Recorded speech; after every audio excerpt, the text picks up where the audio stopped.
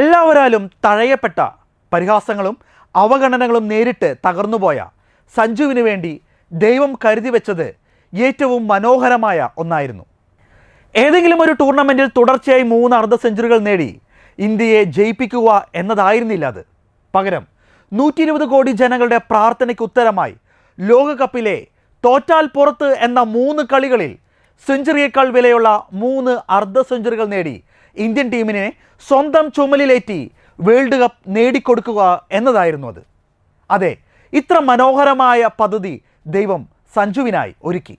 Man of the tournament trophy കയ്യിൽ പിടിച്ച് അദ്ദേഹം അത് ലോകത്തോട് വിളിച്ചു പറഞ്ഞു.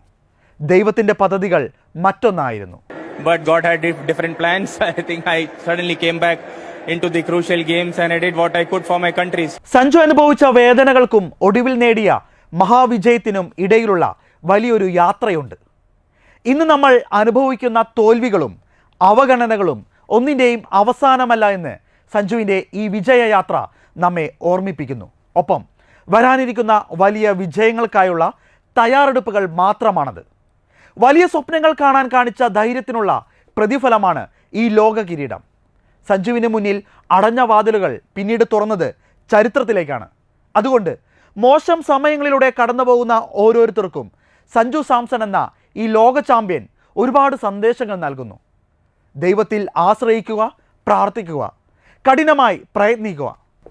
തൻ്റെ തിരിച്ചുവരവിൽ ഗ്രൗണ്ടിൽ മുട്ടുകുത്തി കുരിശു വരച്ചതിലൂടെ ദൈവത്തിലുള്ള ആശ്രയം സഞ്ജു വ്യക്തമാക്കുന്നു.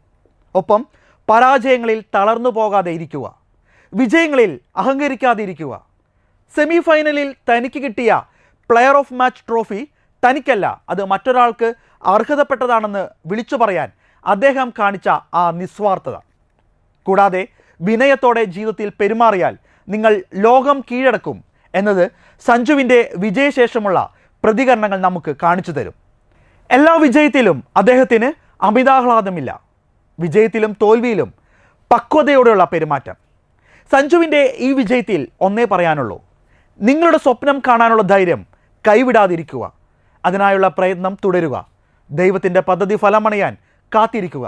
തീർച്ചയായും വലിയ പ്രതിഫലം നിങ്ങളെ തേടിയെത്തും.